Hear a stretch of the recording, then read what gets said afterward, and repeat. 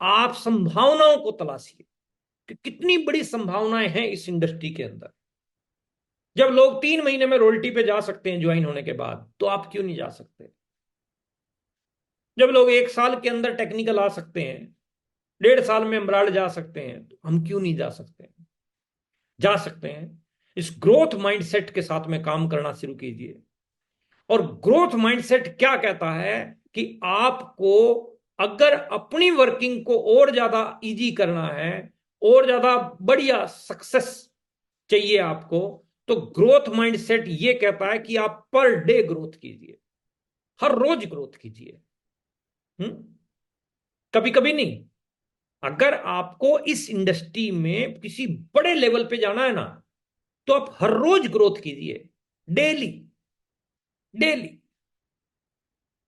कभी काम, कभी आराम आपको बड़ा नहीं बनाएगा। आराम तो हराम है।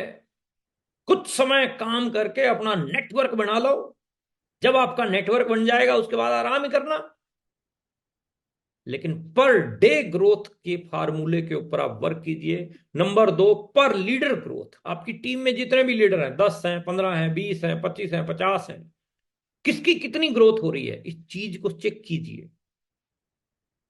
पर लीडर ग्रोथ होनी चाहिए। किसी का वॉल्यूम पीछे 50,000 था, उसका अब कितना जंप हो रहा है। पर लीडर ग्रोथ के ऊपर काम, पर स्टेशन ग्रोथ के ऊपर काम।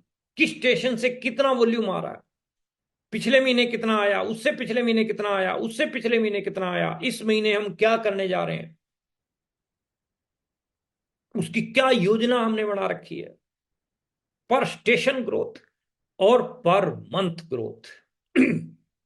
ये ये अगला पॉइंट आता है, पर मंथ ग्रोथ। ओवरऑल सारी चीजों की मिला के आपकी खुद की,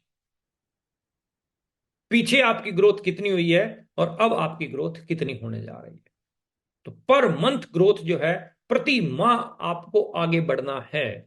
पौधा बढ़ रहा है, इंसान बढ़ रहा है, सारी चीजें बढ़ रही हैं, जनसंख्या बढ़ रही है, तो पर मंथ की ग्रोथ क्यों नहीं बढ़ रही है?